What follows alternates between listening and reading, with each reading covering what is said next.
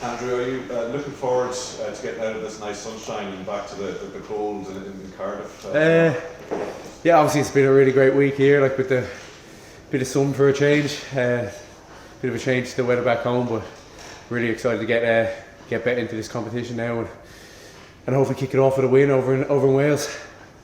What did you make of the Wales team selection news yesterday? The sort of line coming out of it is back to the future, Gatland going back to something that's tried and tested. What's been the reaction within the camp? Yeah, like obviously he's gone with a real kind of he's selected players with a lot of experience there, and yeah, I think the crowd and everything would want to get behind Gats, especially at home. But yeah, look, we're really excited for the challenge that's been put out against us. So yeah, it's obviously a real tough place to go. Principality, especially with the talented players they have as well. So it's one of those games where you look forward to.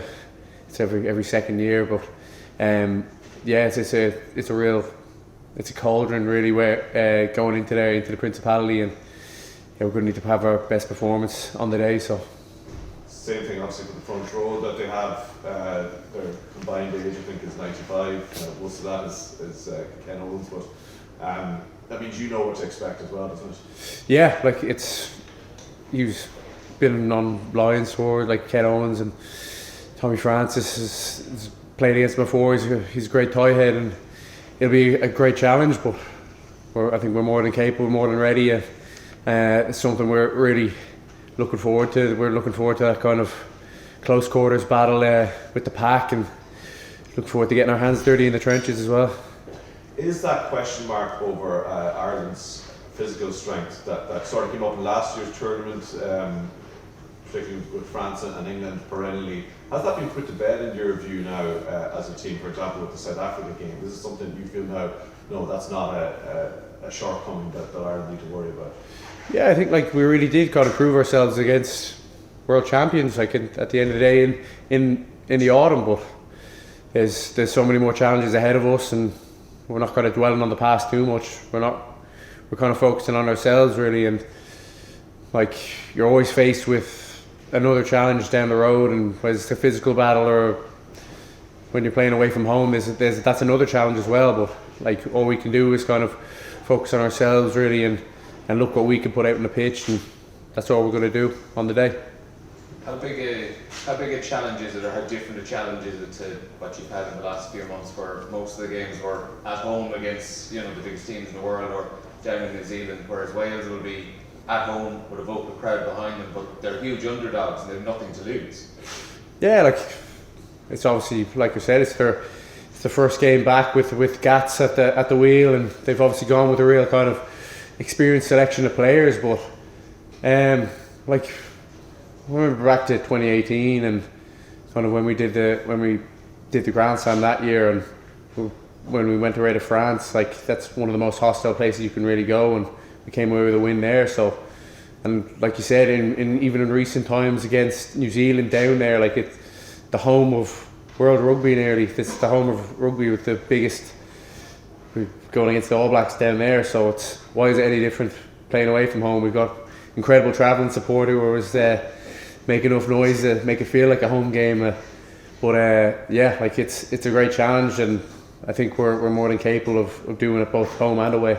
And can I ask about 2019, the defeat to Wales in Cardiff there? Like was that a real low point of the year that you just never really picked up from? Like it's hard to really kind of pinpoint what it was that year. And obviously just things didn't really kind of click for us, and it's obviously a very tough place to go in terms of going over to Cardiff and the atmosphere that'll be there. Like, but I think what the coaches have done really well, they've prepared us. They've, like, some lads haven't played there before, and he's like Faz and all the other coaches and a lot of players as well have been just kind of letting the younger lads know, the kind of lads who wouldn't have as much experience, just letting them know what to expect for going over to Cardiff and the atmosphere that's waiting for them. And just finally for me, in terms of scrummaging, there's a few of the Ospreys lads that gave your Leinster teammates a real tough go there a few weeks ago. how tough are you expecting that to be at the weekend? Yeah, like it's always a tough battle, like especially at this level. Like you're always scrumming against a world class pack. Like you're always going against top quality players. So yeah, like and given the selection they have some top quality players in there, and we're just, all we can do is kind of focus on ourselves. And I know I keep saying it, but that's all you can do at this level. And we've got quality players across the park as well. And yeah, we're just really excited for that battle and those battles in the trenches, and when you're getting your all 8 in. And yeah, we're really excited for a scrum time as well. That'll be a huge battle. And if I could just follow up on that, actually, early on in a tournament, if you have a good day or a bad day at a scrum, can that reputation follow you a little bit throughout the tournament? It can, like, yeah, I suppose it does. Like it, but like that's the huge thing about this tournament. Like you rely hugely on momentum, and kind of we'll need a huge performance from this first game to carry momentum throughout the rest of the tournament. And that's the thing, it's fairly cutthroat in this tournament. Like it's small margins at the end of the day in these games, because you're coming up against such quality teams. So yeah, like it's one of those things, you just have to be on your game for all 80 minutes at every part of the game. Last one. The crowd thing, Andrew, can you overplay it? It's important that you kind of enjoy it, relish it, rather than get too kind of, "I'll have to be ready for this all the time."